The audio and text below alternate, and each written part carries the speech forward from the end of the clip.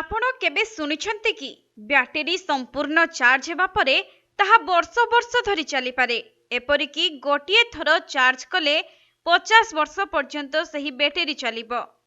कथाटी सुनिले आपनकु आश्चर्य लागुथिबो निश्चय, किंतु किछि समय पूर्वरु चाइनार एक कंपनी बेटा भोल्ट एमिति एक आश्चर्यजनक ब्याटेरी प्रस्तुत करिछि, जहा थरे चार्ज कले किछि दिन किंबा किछि मास नुहे बरं 50 वर्ष नॉनस्टॉप चलिबो।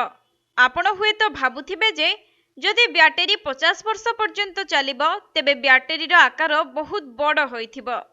तेबे आसंतु जानिबा एहा किपरि कार्य करे ओ एहार आकार केते। चाइनार एक कंपनी बेटा भोल्ट द्वारा प्रस्तुत एही ब्याटेरी विषय रे सबुठारु विशेष कथा हेउछि एही ब्याटेरीर आकार एक मुद्रा सहित समान। एही ब्याटेरी वर्तमान पायलट टेस्टिंग पर्याय रे अछि, किंतु कंपनी कहिछि जे एही ब्याटेरी एक बड़ परिवर्तन आनी पारे।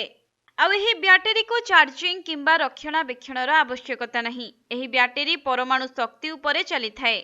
ड्रोन एवं फोन सहित अनेक उपकरण पई एही ब्याटेरी व्यवहार करा जाई परिबो। मने रखंतु एही ब्याटेरी रे केवल गोटिए नुहे अनेक वैशिष्ट्य रहिछि।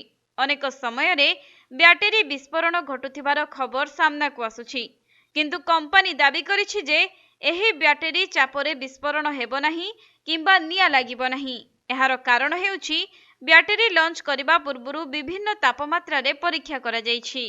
तेबे कोन आपण माने जानिछन्ती एही ब्याटेरी को केउ केउ जगह रे व्यवहार करि हेबो?